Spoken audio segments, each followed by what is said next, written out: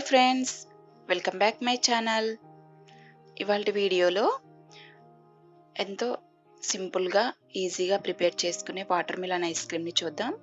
దీన్ని పిల్లలు కూడా చాలా ఇష్టంగా తింటారు, అలాగే చాలా హెల్దీ కూడా.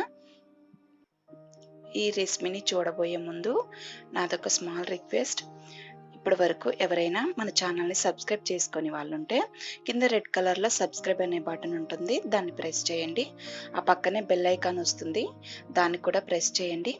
అప్పుడు నేను చేసే ప్రతి వీడియో మీకు నోటిఫికేషన్ అనేది వచ్చేస్తుంది. ఇప్పుడైతే రెసిపీ చూద్దాం.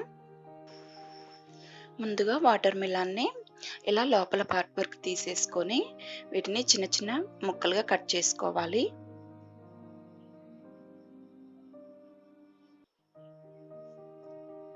ఇలా అన్నిటినీ కట్ చేసి పెట్టుకున్న తర్వాత ఇప్పుడు వీటిని ఒక మిక్సీ జార్ తీసుకొని అందులో వేసుకోవాలి. ఇలా మిక్సీ జార్లో వేసుకున్న తర్వాత ఇప్పుడు వీటిని మనం జ్యూస్ చేసుకోవాలి. వీటికి అయితే ఇందులో ఉన్న గింజలు అనేవి మనం తీయనవసరం లేదు, డైరెక్ట్గానే జ్యూస్ చేసుకోవచ్చు.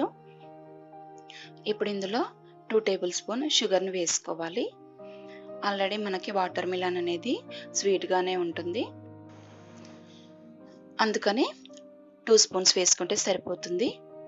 ఇంకా ఎక్కువ స్వీట్ కావాలి అనుకున్న వాళ్ళు ఇంకొక స్పూన్ యాడ్ చేసుకోవచ్చు.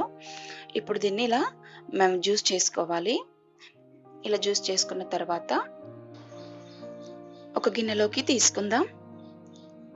దీన్ని ఫిల్టర్ చేయనవసరం లేదు. ఇలా ఒక గిన్నెలోకి తీసుకున్న తర్వాత ఇప్పుడు ఇందులో 1/2 టీ స్పూన్ ఇలాచీ పొడి వేసుకోవాలి. అలాగే 1 టేబుల్ స్పూన్ లెమన్ జ్యూస్ వేసుకోవాలి. దీన్ని ఒక స్పూన్తో బాగా మిక్స్ చేసుకోవాలి. తర్వాత ఇలాంటి ఒక కుల్ఫీ మౌల్ తీసుకోవాలి. ఒకవేళ మీ దగ్గర కుల్ఫీ మౌల్ అనేది లేకుంటే మనం వాటర్ గ్లాస్లో కానీ లేక టీ గ్లాస్లో కానీ కూడా ఈ ఐస్ క్రీమ్ అనేది మనం చేసుకోవచ్చు.